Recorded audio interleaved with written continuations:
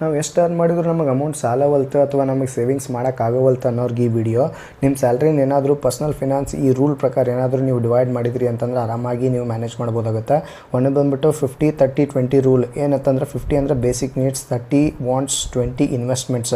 So let's take 25,000 rupees salary ಅಂತ assume ಮಾಡೋಣ. ಇದನ್ನೇನಾದರೂ ನಾವು 50% ನೀವು ಡಿವೈಡ್ ಮಾಡಿದರೆ 12,500 ಬರುತ್ತೆ.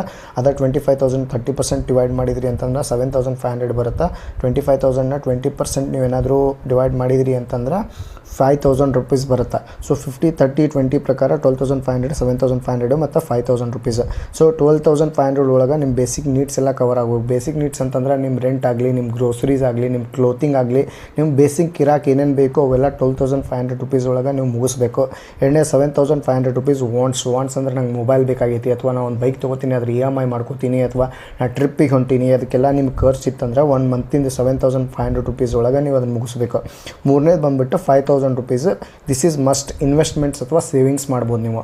ಸೊ ಈ ಪ್ರಕಾರ ನೀವೇನಾದರೂ ಫಾಲೋ ಮಾಡಿದ್ರಿ ಅಂತಂದರೆ ನಿಮಗೆಂದೂ ಸ್ಯಾಲ್ರಿ ಕಮ್ಮಿ ಬೀಳಂಗಿಲ್ಲ. ಆಮೇಲೆ ನೀವು ಆರಾಮಾಗಿ ಮ್ಯಾನೇಜ್ ಮಾಡ್ಬೋದು. ಆಮೇಲೆ ಫ್ಯೂಚರಿಗೂ ನೀವು ಸೇವಿಂಗ್ಸ್ ಮಾಡ್ಬೋದು. ಸೊ ನಿಮಗೆ ಈ 5,000 ರೂಪೀಸ್ ಎಲ್ಲಿ SIP ಮಾಡಬೇಕು ಅಥವಾ ಹೆಂಗೆ ಇನ್ವೆಸ್ಟ್ಮೆಂಟ್ ಮಾಡಬೇಕು ಫ್ಯೂಚರಿಗೆ ಅಂತ ನಿಮಗೇನಾದರೂ ತಿಳ್ಕೊಳ್ಳೋದಿತ್ತಪ್ಪ ಅಂತಂದ್ರೆ ಅಂತ ಕಮೆಂಟ್ ಮಾಡಿರಿ. ನಾನು ನೆಕ್ಸ್ಟ್ ವೀಡಿಯೋನಾಗ ಈ 5,000 ರೂಪೀಸ್ ಎಲ್ಲೆಲ್ಲಿ ಹೆಂಗೆ ಇನ್ವೆಸ್ಟ್ಮೆಂಟ್ ಮಾಡ್ಬೋದು ಅಂತೇಳಿ ನಾನು ಒಂದು ವಿಡಿಯೋ ಮಾಡ್ತೀನಿ. Thank you.